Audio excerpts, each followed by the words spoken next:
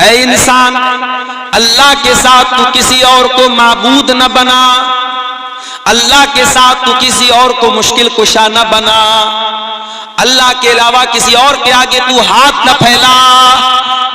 फत्तक़ुद मज़मूमम मख़ज़ूला, वरना तू जलील होकर के बैठ जाएगा, रुसवा होकर के बैठ जाएगा। अगर तूने शिर्क कर दिया तो तेरी दुनिया भी बर्बाद हो जाएगी, तेरी आखिरत भी बर्बाद हो जाएगी। दुनिया में हो सकता है तू शादी के बाद कई साल तक औलाद की नेमत से महरूम था, बार बार तू अल्लाह से दुआएं कर रहा था और अल्लाह तेरी दुआ कबूल नहीं कर रहा था। तू मायूस हो गया और तूने जा करके किसी कब्र के पास, किसी मजार के पास, किसी पत्थर के बुत के पास, किसी पेड़ के पास जा करके हाथ जोड़ दिया और उससे जा करके तूने औलाद मांग ली। अब जाहिर है औलाद तो देने वाला अल्लाह ही है, मगर आपको जब कब्र के पास जाने के बाद औलाद मिलेगी तब आपका ईमान बर्बाद हो जाएगा और आपको ये लगेगा कि बाबा की ताकत से मुझे औलाद मिली है, इनके पास मैं आया था तब मुझे औलाद मिली है। अल्लाह तबारक व तआला तेरे ईमान को आजमाने के लिए जब तू किसी शिर्क के अड्डे पर जाएगा और वहां तेरी दिल की मुराद पूरी हो जाएगी तो तुझको ऐसा लगेगा कि यहां आने से मेरी मुराद पूरी हुई है। हालांकि अल्लाह ताला तेरे ईमान को आजमा रहा है कि तू तौहीद पर कायम रहता है या शिर्क के ऊपर चला जाता है। मेरे प्यारे साथियों, आज कितने मुसलमान हैं जो तौहीद के रास्ते से हट करके शिर्क के रास्ते के ऊपर चल रहे हैं। मुझे याद है 2009 में, आज से तकरीबन 15 साल पहले, मैं नागपुर एक मदरसे में पढ़ा रहा था। नागपुर के एक मदरसे में पढ़ाने के लिए, महाराष्ट्र के अंदर एक जगह है नागपुर, वहां पढ़ाने के लिए मैं गया था। तकरीबन 2 महीना वहां मैंने पढ़ाया था। उस 2 महीने के पीरियड में मैंने सुना वहां पे नागपुर में कि कोई एक बाबा है जिनका नाम है गंदा बाबा। बाबा का नाम क्या है? गंदा बाबा। और जिंदा इंसान था वो, और वो बहुत बड़े कीचड़ के बीच में रहता था, गंदगी के बीच में रहता था, और मर्द और औरतें उसके पास जाते थे और उसके सामने जाकर के अपनी मुसीबतें रखते थे, अपनी हाजतें रखते थे। और वो गंदा बाबा, वो गंदगी, वो कीचड़ और वो नापाकी उठा करके जिस औरत को मार देता था, जिस मर्द को मार देता था, वो ये अकीदा रखता था कि बाबा ने मेरी मुराद सुन ली, अब मेरी मुराद पूरी हो जाएगी। और ये काम करने वाला कौन था? मुसलमान था। बाबा के बारे में तो नहीं पता कि वो मुसलमान था कि नहीं था, मगर बाबा के पास जाने वालों में अक्सर लोग कौन थे? मुसलमान थे। मेरे भाई, ये मुसलमान का हाल है। जितने शिर्क के अड्डे वहां पर मुसलमान आपको खड़ा हुआ मिल जाएगा। कितनी मुसलमान औरतें आपको कब्रों पर सजदा करते हुए मिल जाएंगी। कितनी मुसलमान औरतें पत्थर के बुत के आगे आपको हाथ जोड़ने वाली भी मिल जाएंगी। क्रिसमस का त्योहार मनाने वाला मुसलमान नौजवान भी आपको मिल जाएगा। याद रखो मेरे प्यारे साथियों, दुनिया के अंदर दौलत तो बहुत सारी दौलतें हैं, मगर सबसे बड़ी दौलत अगर कोई है तो ईमान की दौलत है। सबसे बड़ी अगर कोई दौलत है तो तौहीद की दौलत है। दुनिया की सारी दौलत कमा करके क्या करेंगे हम अगर हमारे पास ईमान की दौलत नहीं होगी, हमारे पास तौहीद की दौलत नहीं होगी। कल कयामत का दिन होगा, अल्लाह ताला पूछेगा, ऐ खैरूगंज के रहने वाले मुसलमान, तू बड़ा गरीब इंसान था, तू झोपड़ी में रहता था, तू महीने का 5-6 हजार रुपया महीना कमाता था, बड़ी मुश्किल से तेरी दाल रोटी चलती थी, तू मेरे पास क्या लेकर के आया है? वो खैरूगंज का एक कमजोर सा गरीब सा मुसलमान अल्लाह की बारगाह में कहेगा, अल्लाह मैं कुछ नहीं लेके आया हूं, मेरे पास धन नहीं है, दौलत नहीं है, खजाना नहीं है, बिल्डिंग नहीं है, मैं करोड़ों का मालिक नहीं हूं, लेकिन अल्लाह मैं तौहीद लेकर के आया हूं। तेरी तौहीद से कभी समझौता न किया, तेरे दर को छोड़ के किसी और के दर के आगे सर न झुकाया। अय अल्लाह मांगा तो तुझसे मांगा, अय अल्लाह दुआ की तो तुझसे की, अय अल्लाह भरोसा किया तो तेरे ऊपर किया। अय अल्लाह मैं तौहीद लेकर के आया हूं, मैं ईमान लेकर के आया हूं। और वो गरीब मुसलमान, वो गांव देहात का रहने वाला गरीब मुसलमान जिसके पास कुछ नहीं था, कमजोर से मकान में रहता था, तौहीद लेके अल्लाह क्या जाएगा, अल्लाह उसको जन्नत में दाखिल करेगा। और वही वो आदमी जो मुंबई के और दिल्ली के और कलकत्ता के बड़े करोड़ों और अरबों के महल में रहता था, वो इंसान अल्लाह के पास आएगा और कहेगा, ऐ अल्लाह मैं बहुत पैसे वाला हूं, बहुत दौलत है मेरे पास, बहुत बड़ा बंगला है मेरा। अल्लाह पूछेगा, तेरे पास ईमान है क्या? तेरे पास तौहीद है क्या? तू क्या एक अल्लाह को मानता था? क्या तू एक अल्लाह पर ईमान रखता था?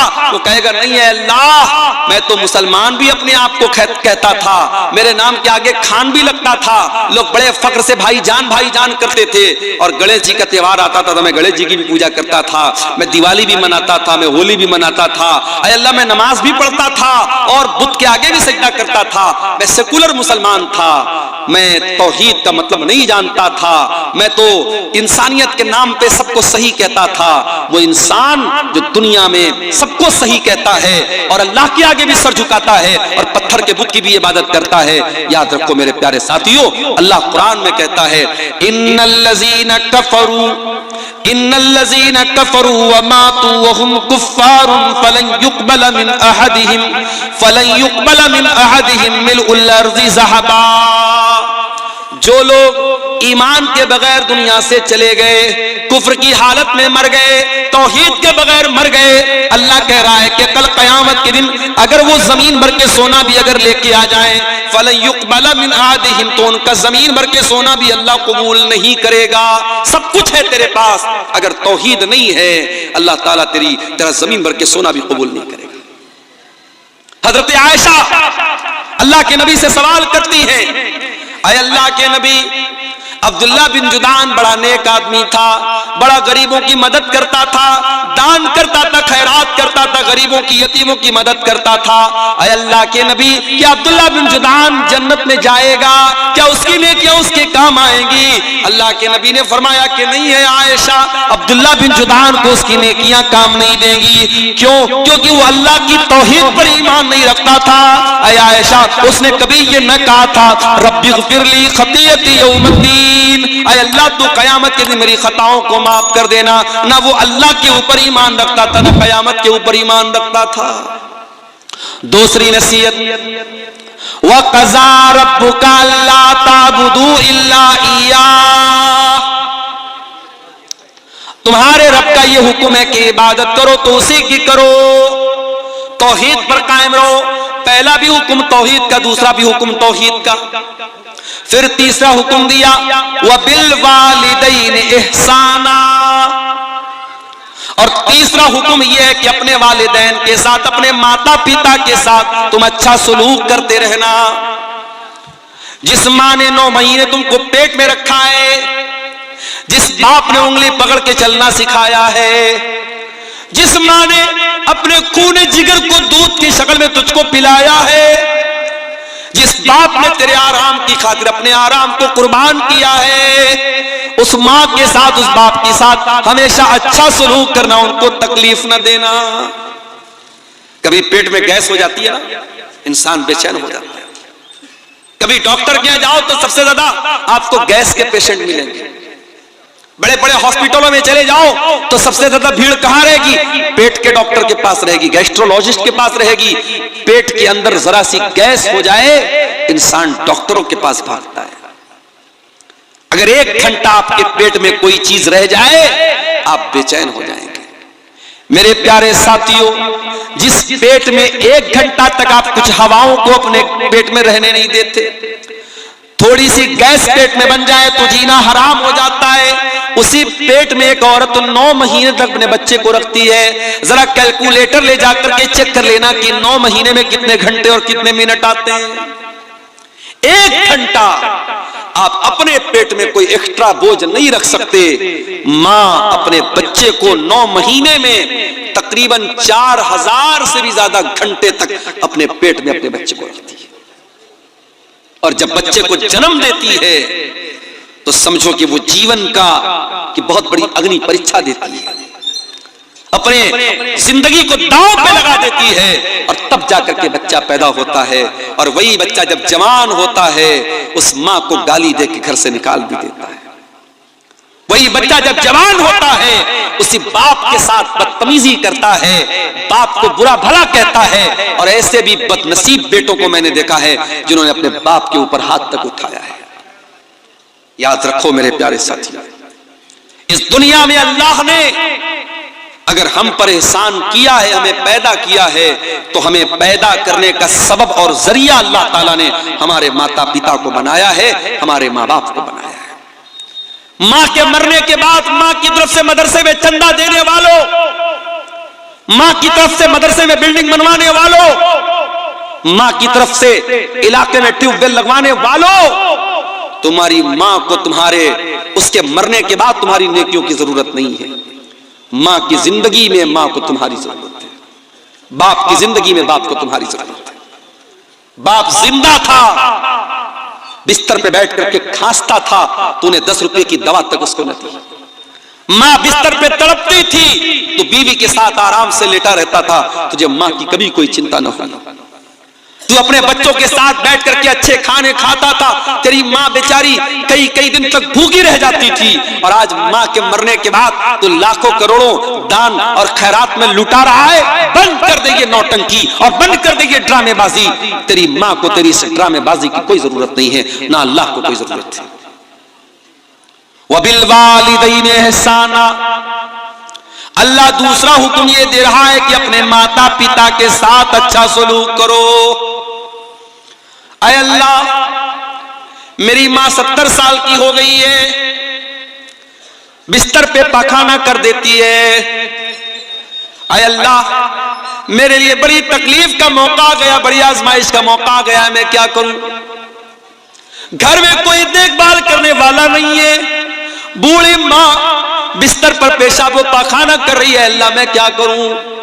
अल्लाह कह रहा है, इम्मा यबलुगन्ना इंदकल किबरा अहदुहुमा औ किलाहुमा फला तकुल लहुमा उफ्फिन। ऐ इंसान, ये तो तेरी खुशनसीबी है, ये तो तेरी खुशकिस्मती है कि तुझे बूढ़े माँ बाप मिले हैं। जाओ जरा उन बच्चों से पूछो जिनकी माँ जल्दी उनको छोड़ के चली गई, उनकी शादी के पहले मां चली गई, अब शादी होती है तो वो बेचारा तरसता है कि काश मेरी मां भी होती। उसके बच्चे पैदा होते तो वो तरसता है कि काश मेरी मां जिंदा होती तो कम से कम मेरे बच्चों को दादी का प्यार मिलता, मेरा बाप जिंदा रहता तो मेरे बच्चों को दादा का प्यार मिलता। जिंदगी के बहुत सारे ऐसे मोड़ आते हैं जब इंसान अपने माँ बाप के मशवरे की जरूरत महसूस करता है। अगर बूढ़े माँ बाप मिले हैं मेरे प्यारे साथियों, तो इसको अपने लिए बोझ मत समझो।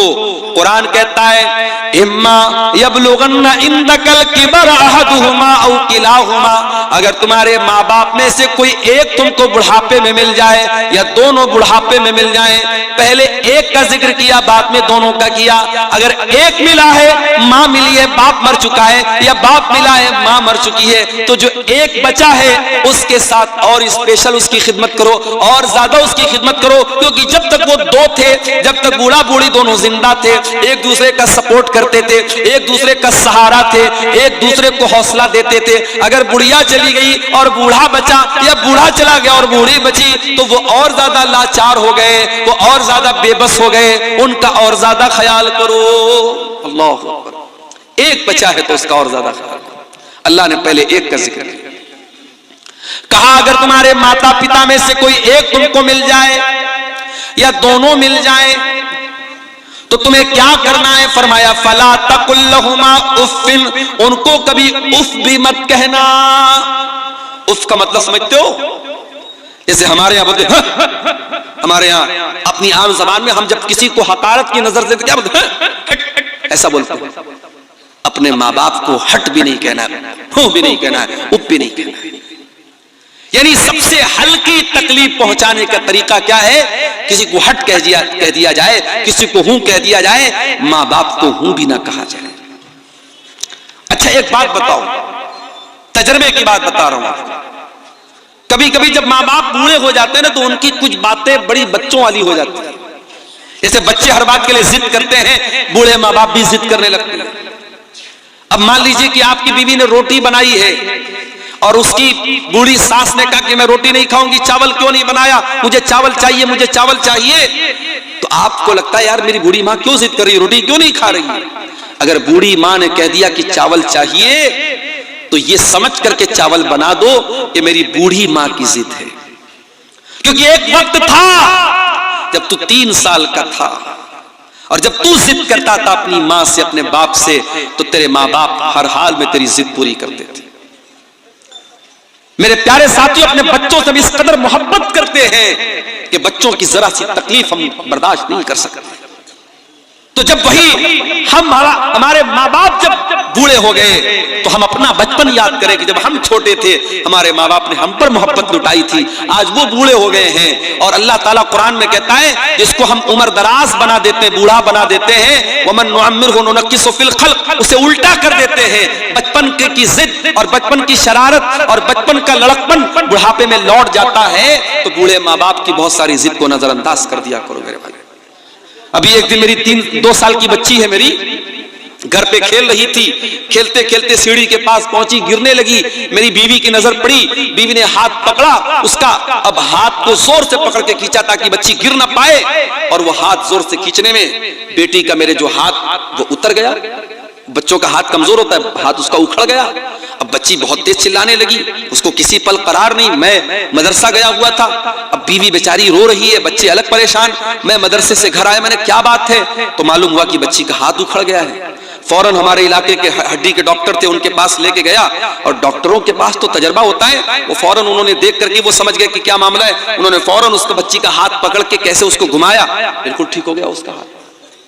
तो ये उतनी देर के लिए समझिए कि बच्ची रो रही है, बच्ची तड़प रही है, और हम और बच्ची की जो माँ है, हम दोनों लोगों के लिए एक एक मिनट, एक एक पल बड़ा भारी गुजर रहा था।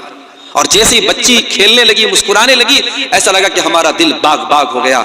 मेरे प्यारे साथियों, ये बचपन का दौर होता है। फिर जब हम बड़े होते हैं और हमारे माँ बाप जब बूढ़े होते हैं और वो किसी बात के लिए अगर जिद करते हैं या उनको कोई तकलीफ पहुंचती है या वो दवा टाइम से नहीं खाते हैं, तो हम उनको डांटने लगते हैं कि क्यों आप दवा नहीं खाते हैं, आप कोई बात नहीं मानते हैं। मेरे भाइयों, हम अपने बचपन को याद करें। हमारी बहुत सारी नादानियों को हमारे माँ बाप माफ कर देते थे। आज बूढ़े हो गए हैं, आज उनसे बहुत सारी गलतियां हो सकती हैं, चिड़चिड़ापन आ सकता है, जिद हो सकती है। उनकी जिद को नजरअंदाज कर देना।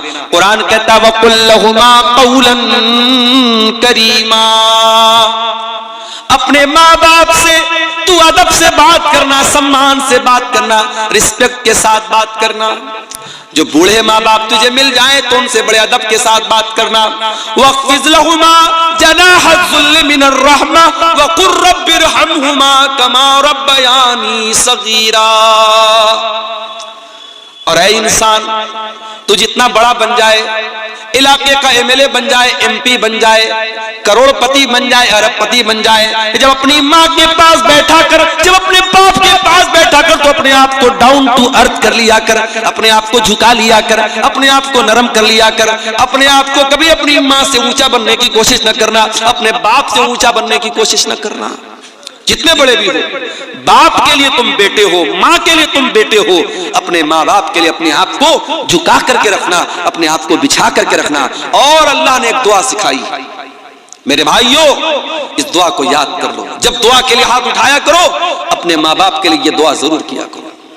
रब्बिरहमहुमा कमा रब्बयानी सगीरा, ऐ परवरदिगार मेरे माँ बाप पर रहम फरमा, जिस तरीके से उन्होंने बचपन में मुझको पाला है।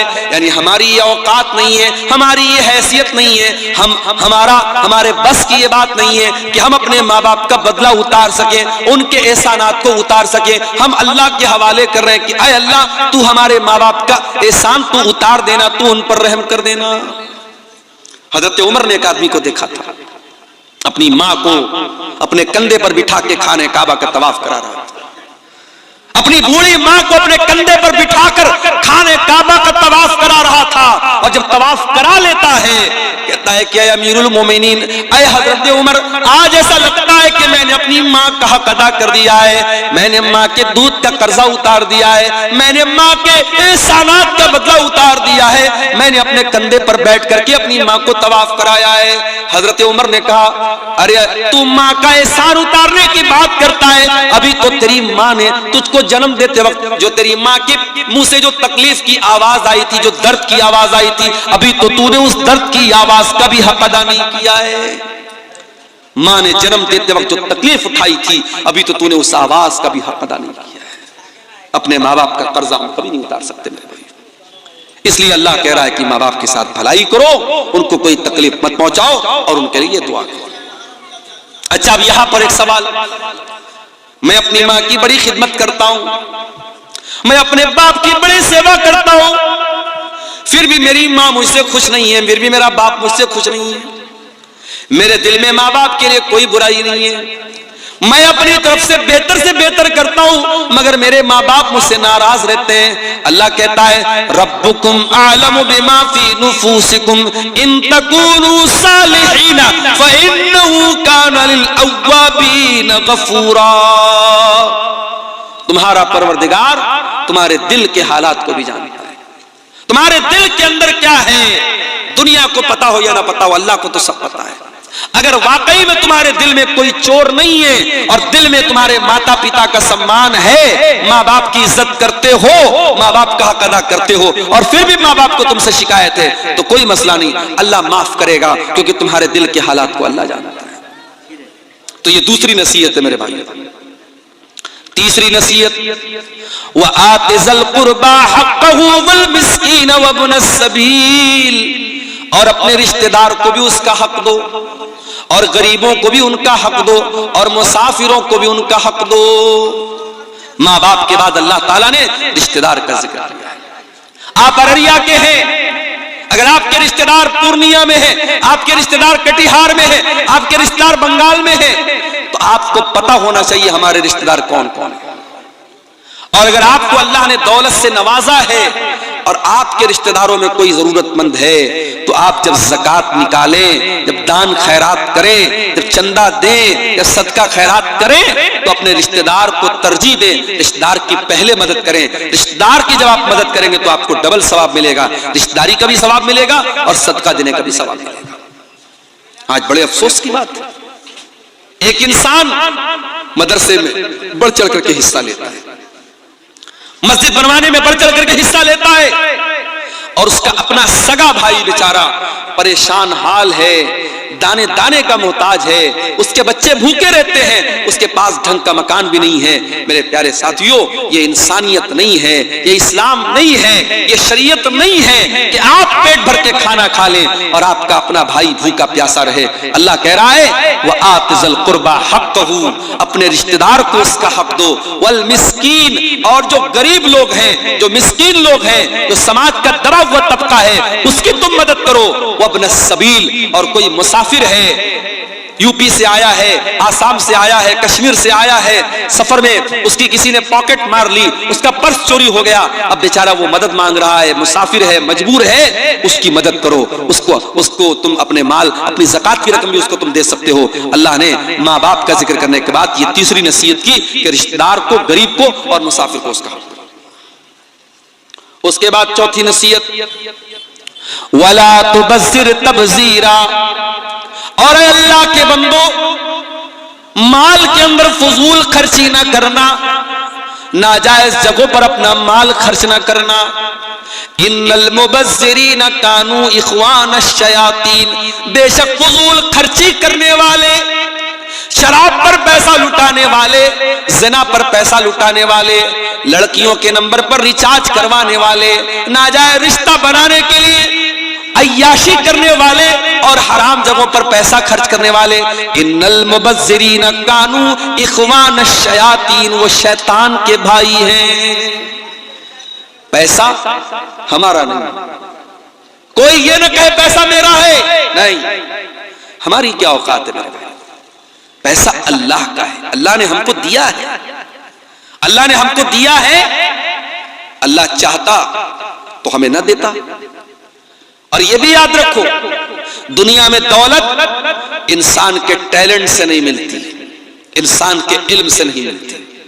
बड़े बड़े आलिम हैं, बड़े पढ़े लिखे लोग हैं, बड़े बड़े डिग्री वाले लोग हैं, वो तरस रहे हैं, बड़ी मुश्किल से अपना घर चला रहे हैं, और जाहिल और अंगूठा छाप लोग करोड़ों कमा रहे हैं इसी दुनिया में, इसी इलाके में। आप देख लीजिए, पटना के अंदर मैंने देखा ऐसे ऐसे लोग ओला बाइक चला रहे हैं जो इंजीनियरिंग पढ़े हुए हैं और बड़ी आला तालीम हासिल किए हुए हैं, और क्या कर रहे हैं, वो बाइक चला रहे हैं किराए पर, मुसाफिरों को बिठा बिठा के, यानी जो काम ऑटो का होता है, रिक्शा का होता है, वो बाइक का वहां काम हो रहा है, ओला बाइक चला रहे हैं।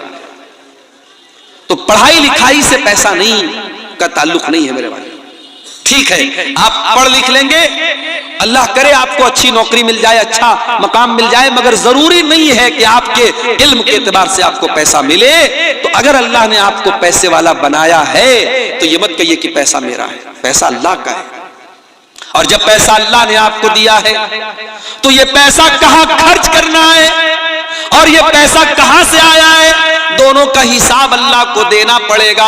अल्लाह के प्यारे नबी फरमाते हैं, ला तज़ूलु क़दमा इब्ने आदम मिन इंदि रब्बिही यौमल क़ियामा, क़यामत के दिन इंसान अपनी जगह से हिल नहीं पाएगा जब तक 5 सवालों का जवाब न दे दे। और उन 5 सवालों में एक सवाल ये भी होगा, व अन मालिही मिन ऐन इक्तसबहु व फीमा अनफ़क़हु, तूने माल कहां से कमाया और कहां खर्च किया। हराम जगहों पर पैसा खर्च करने वाले शैतान के भाई हैं। अपने जायज काम पर अगर आप जरूरत से ज्यादा पैसा खर्च करते हैं, जैसे राहुल गांधी का जूता अभी आजकल बड़ा चर्चा में चल रहा है।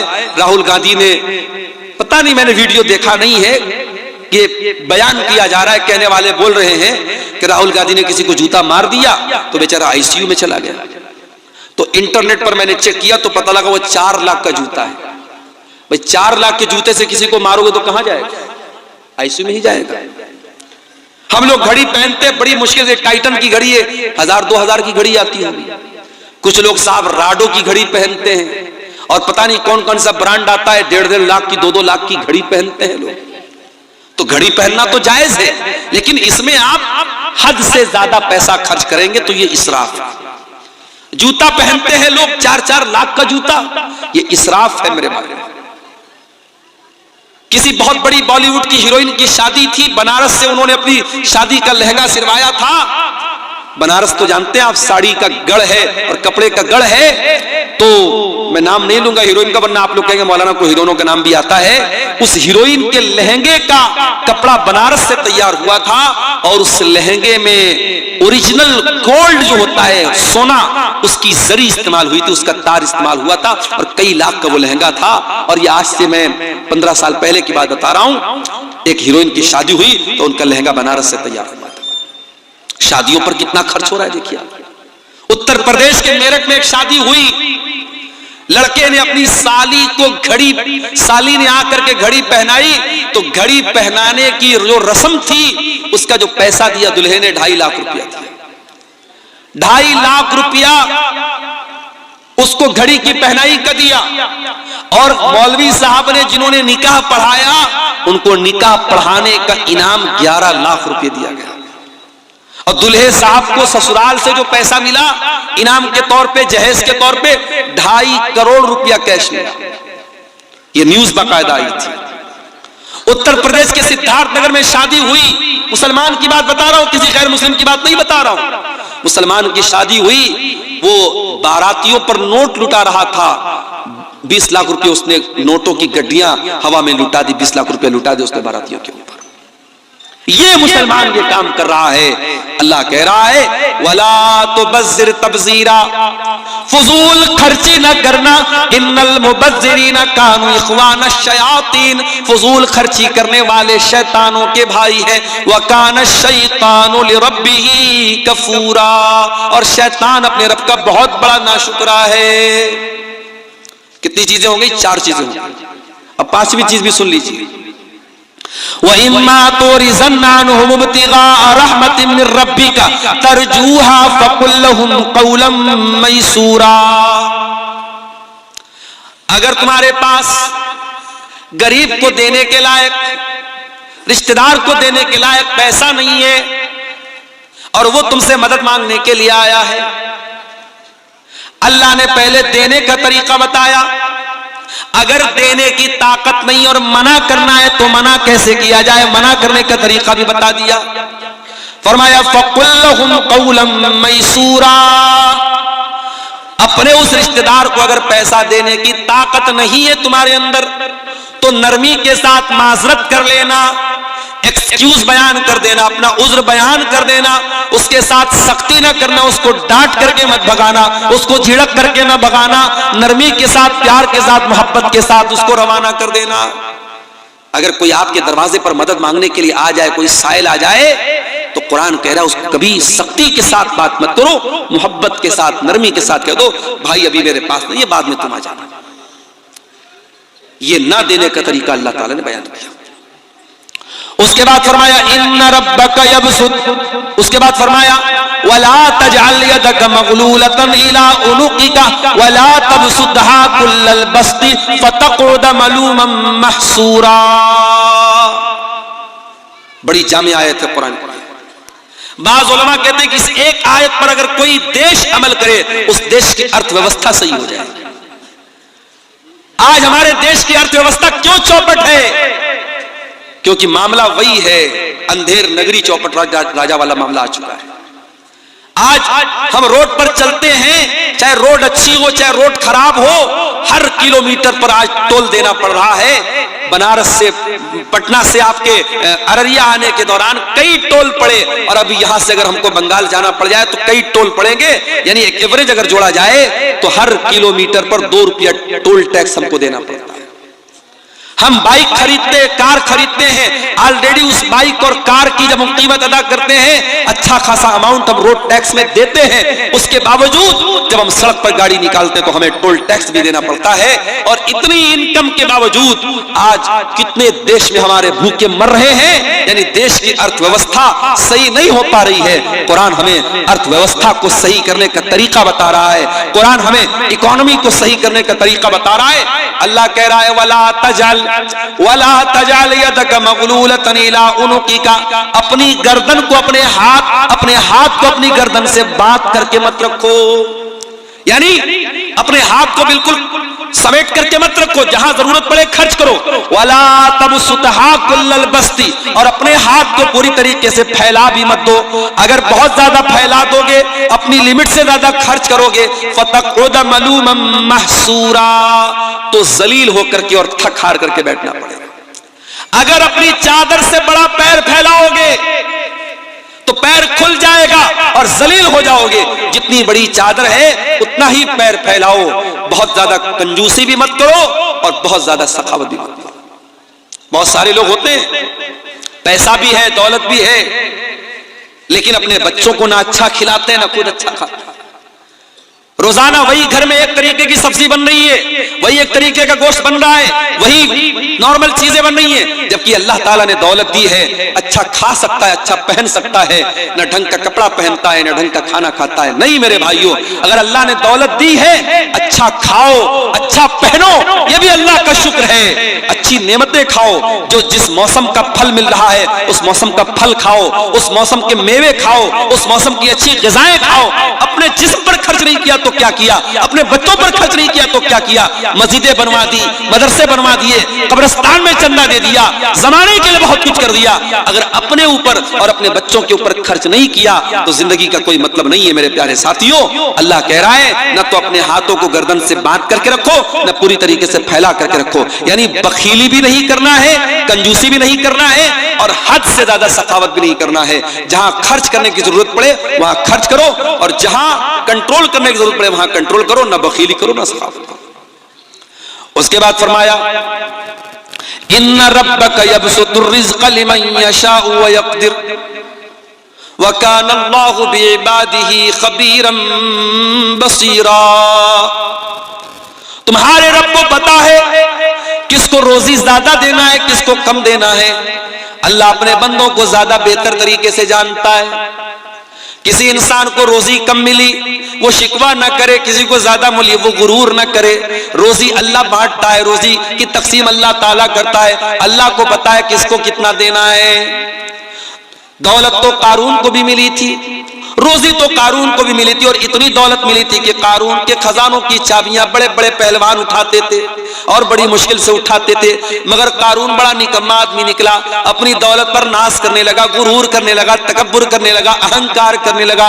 उसकी दौलत भी गई, उसका खजाना भी गया, ईमान से भी हाथ धो बैठा, दुनिया भी चली गई, आखिरत भी चली गई। तो दौलत के ऊपर कभी गुरूर मत करना। हो सकता है दौलत आज है कल नहीं होगी। दौलत की तकसीम अल्लाह ने अपने हाथ में ली है, अल्लाह को पता है कब किसको कितना देना है। कभी इस पर भी हसद मत करना, अरे उसे इतना मिल रहा है मुझे इतना क्यों मिला, उसे ज्यादा मिल रहा है, मुझे कम क्यों मिला, कभी इस पर भी हसद मत करना। अपने आप को बेहतर बनाने की कोशिश करो, अच्छा से अच्छा काम करो, मगर दूसरे की रोजी रोटी देख करके हसद मत करो, क्योंकि रोजी देने वाला अल्लाह है। अगर हसद करते हो इसका मतलब कि तुम्हें अल्लाह के फैसले पर, अल्लाह का फैसला तुम्हें मंजूर नहीं है, तुम अल्लाह के फैसले पर एतराज करते हो।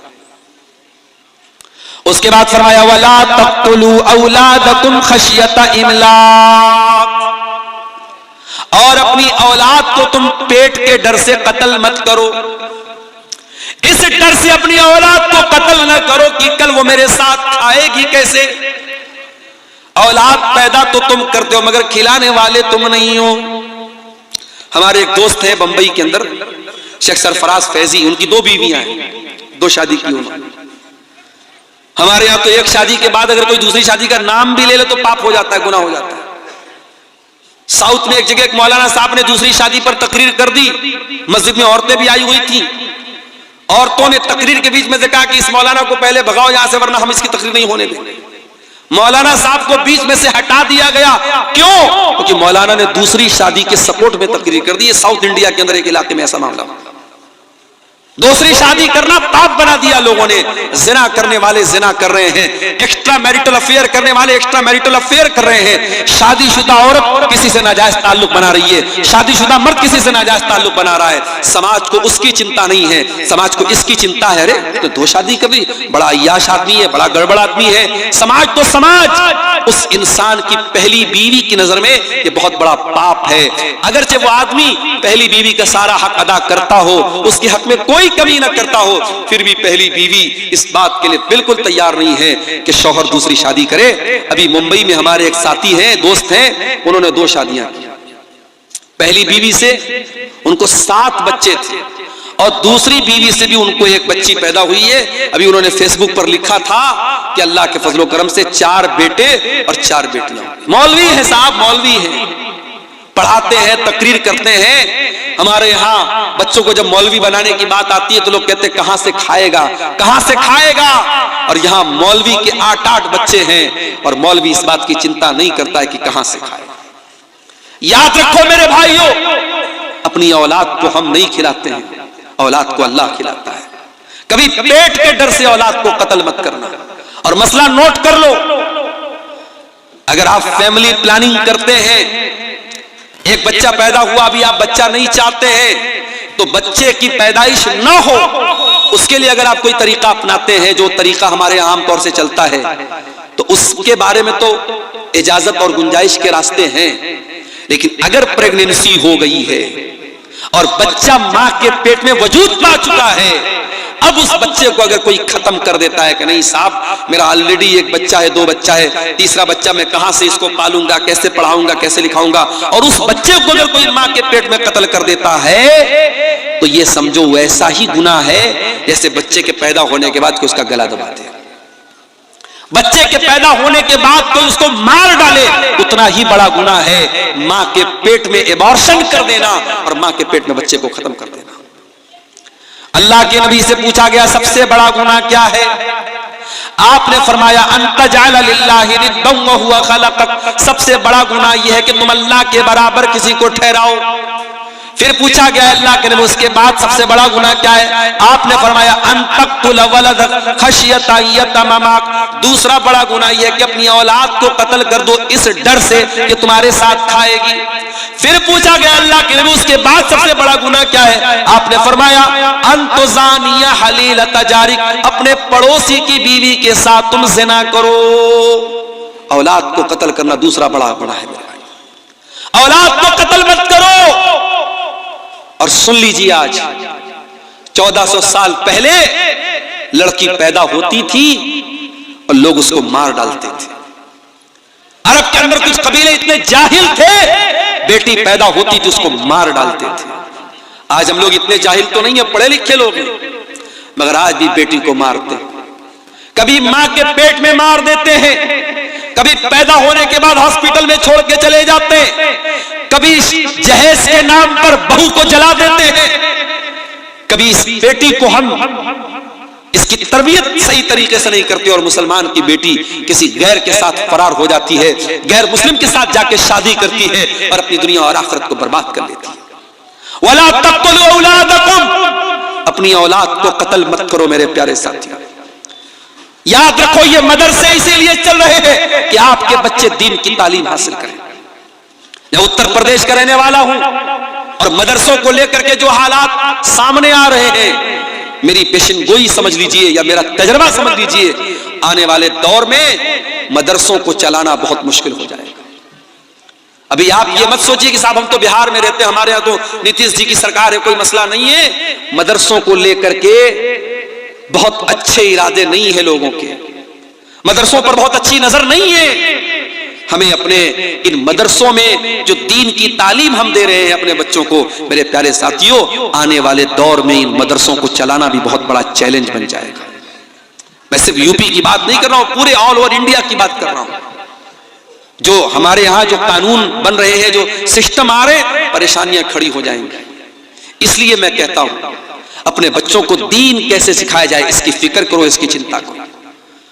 बच्चों को अच्छा खिला देना, अच्छा पहना देना ये काफी नहीं है। अगर आपने बच्चों को ईमान नहीं दिया, बच्चों को दीनी तालीम नहीं दी, तो बच्चों को सही तरबियत न देना ये भी बच्चों को कत्ल करने के बराबर है। और कुरान कह रहा है वला तक़्तुलू औलादकुम खश्यत इमलाक, अपनी औलाद को कत्ल मत करो पेट के डर से, फाका कशी के डर से।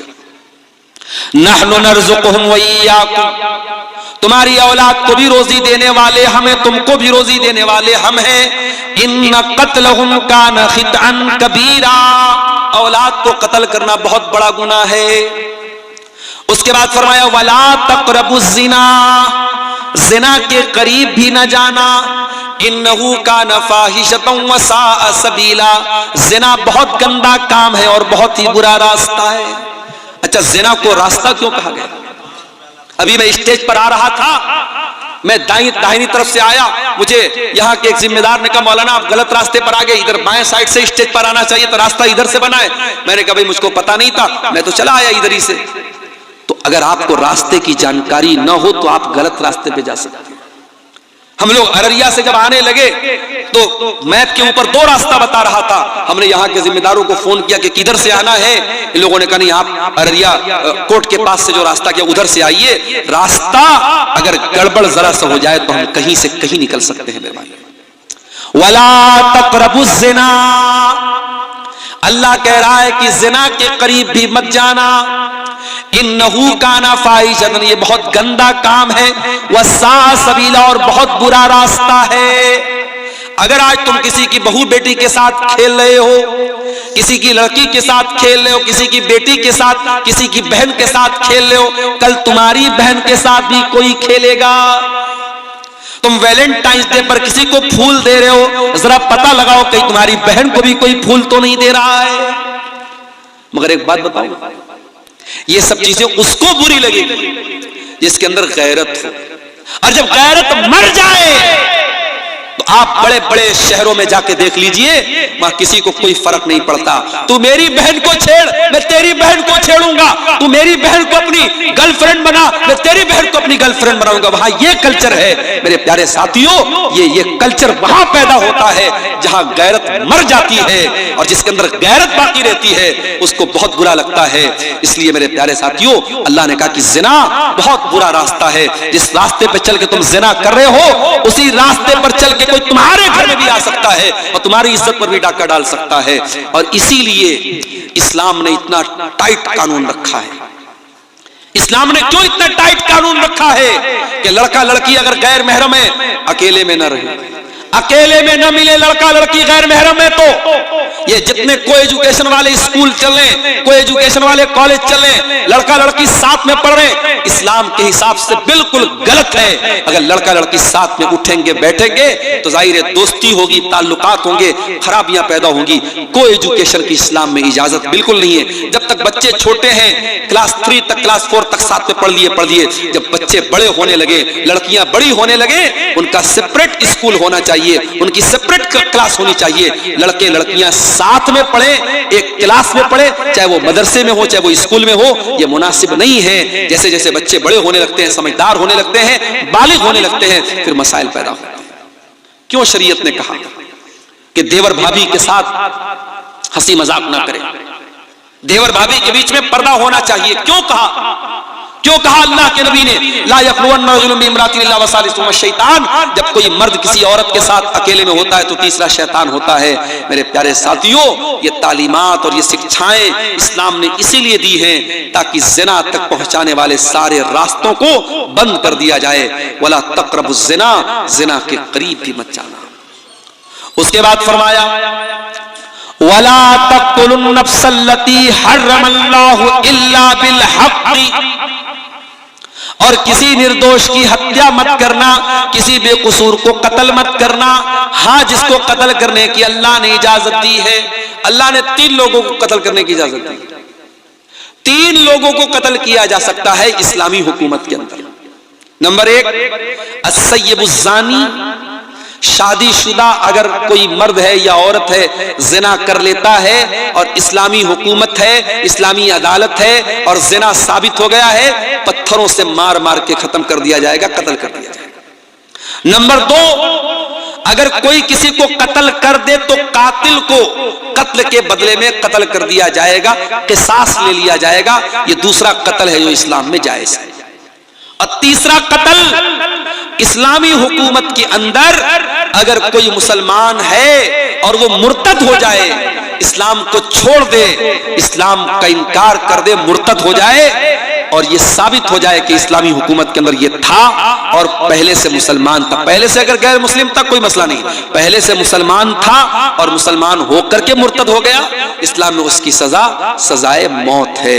ये 3 कत्ल इस्लाम में इजाजत है। इस्लाम में किसी निर्दोष की हत्या की इजाजत नहीं है। उसके बाद फरमाया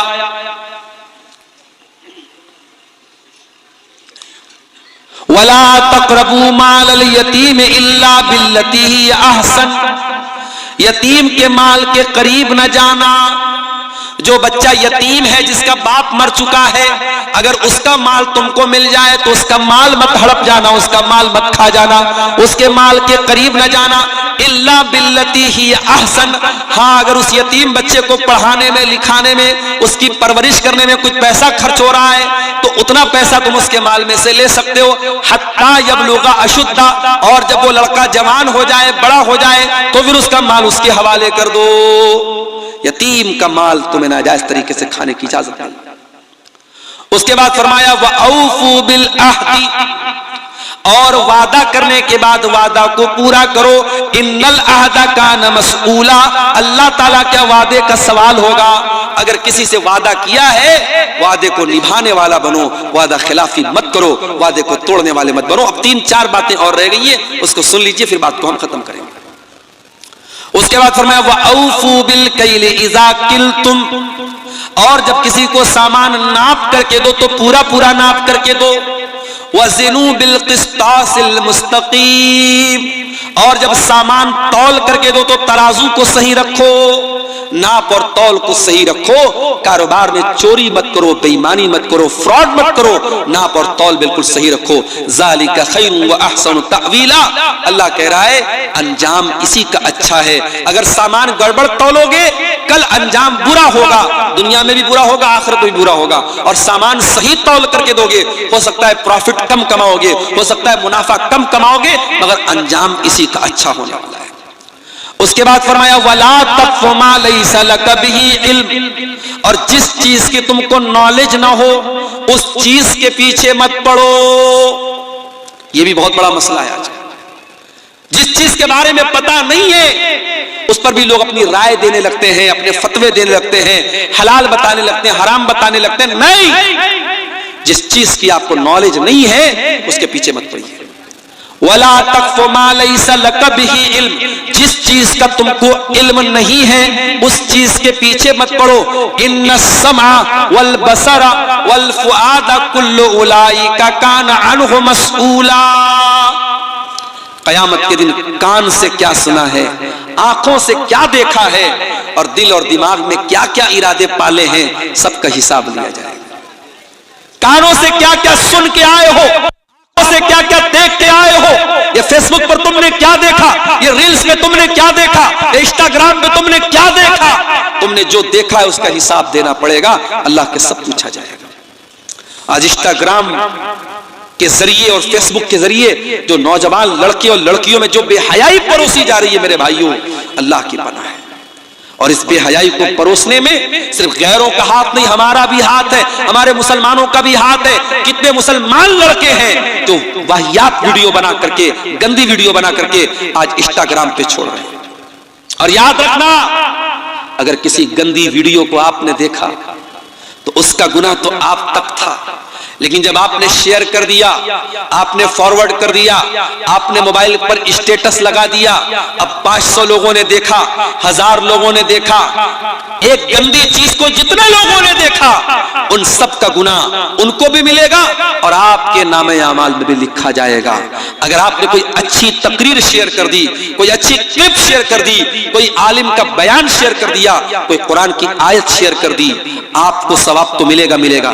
जितने लोग उसको पढ़ेंगे और उस पर अमल करेंगे और उसको देखेंगे, उसका सवाब भी आपको मिलेगा। मेरे प्यारे साथियों, इसलिए जिस चीज की नॉलेज ना हो उस चीज के पीछे मत पड़ो और गलत कोई चीज शेयर मत करो। अगर कोई दीन से भी रिलेटेड चीज है, आप उलमा से मशवरा करने के बाद, उलमा से राय लेने के बाद उसको फॉरवर्ड कीजिए। उसके बाद आखिरी की 2 नसीहत, वला तमश फिल अर्ज़ मरहा, और जमीन में अकड़ करके मत चलना, जमीन में तकब्बुर मत करना, अहंकार मत करना, गुरूर मत करना। इन्नका लन तखरिकल अर्द वलन तबलुगल जिबाल तूला, तू तकब्बुर क्यों करता है, न तो तू जमीन को फाड़ सकता है, न पहाड़ों पे चढ़ सकता है। ऐ हकीर पानी से पैदा हुए इंसान, ऐ मिट्टी के बने हुए इंसान, तू किस बात पर तकब्बुर करता है, किस बात पर गुरूर करता है? तुझे न तो तू अपने पैरों से चल के जमीन को फाड़ सकता है, न अपने पैरों से चल करके तू आसानी से पहाड़ों की बुलंदियों पर चढ़ सकता है। तू क्यों तकब्बुर करता है? अकड़ करके मत चलना, वला तमश फिल अर्ज़ मरहा, जमीन में अकड़ करके मत चलना। और ये सब बयान करने के बाद आखिर में अल्लाह फिर कहता है, ज़ालिका मिम्मा औहा इलैका रब्बुका मिनल हिक्मा। ऐ नबी, ये 15 बातें हमने जो बयान फरमाई है, ये हिकमत की बातें ऐ नबी हमने आपकी तरफ नाजिल की है। वला तजअल मअल्लाहि इलाहन आखर, ऐ नबी आप अपनी उम्मत को ये नसीहत भी पहुंचा दीजिए कि अल्लाह के साथ किसी को शरीक मत करना। फतुल्का फी जहन्नम मलूमम मदहूरा, वरना जहन्नम के अंदर जलील होकर के डाल दिए जाओगे। देखिए मेरे भाइयों, अल्लाह ने 15 नसीहतें की और पहली नसीहत भी यही थी कि अल्लाह के साथ शिर्क मत करना, और आखिरी नसीहत भी यही थी कि अल्लाह के साथ शिर्क मत करना। पता ये चला कि मुसलमान की जिंदगी की शुरुआत भी अल्लाहु अकबर से होनी चाहिए और ला इलाहा इल्लल्लाह से होना चाहिए, और मुसलमान की जिंदगी खत्म भी हो तो ला इलाहा इल्लल्लाह पर खत्म होनी चाहिए। तौहीद पर जिंदा रहे और तौहीद पर मुसलमान की जिंदगी खत्म हो, अपने मरते दम तक अपनी तौहीद की हिफाजत करे। इसीलिए अल्लाह ताला ने जो 15 नसीहतें बयान की हैं, उसमें पहली नसीहत में भी अपने ईमान को बचाने की बात कही और शिर्क से बचने की बात कही, और आखिरी नसीहत भी अल्लाह ने यही की कि शिर्क मत करना, अल्लाह के साथ किसी और को मत पुकारना। ये 15 नसीहतें हैं मेरे प्यारे साथियों, मैंने जिनको आपके सामने बयान किया है। आप घर जाइए और ठंडे दिल और दिमाग से जब आपको मौका मिले, कुरान का 15वां पारा खोल करके ये 15 नसीहतें आप उठा करके इसको पढ़िए और इन 15 नसीहतों पर अमल करने की कोशिश कीजिए। आइए हम अल्लाह रब्बुल आलमीन से दुआ करें, अल्लाह ताला इन 15 बातों पर हम सबको अमल करने की तौफीक अता फरमाए। रब्बुल आलमीन हर किस्म के शिर्क व बिदअत से हमारी हिफाजत फरमाए। अल्लाह हमारे नौजवानों को सही दीन पर चलने की तौफीक अता फरमाए। मैं ये भी यहाँ पर अपील कर दूं, हमारा ये प्रोग्राम मदरसा मिफ्ताहुल उलूम के ताउन के लिए है। आप हजरात जिन्होंने इस इदारे के लिए ताउन किया है, उनका मैं शुक्रिया अदा करता हूँ। लेकिन अभी तक जो पीछे रह गए हैं, ये और बेहतरीन टाइम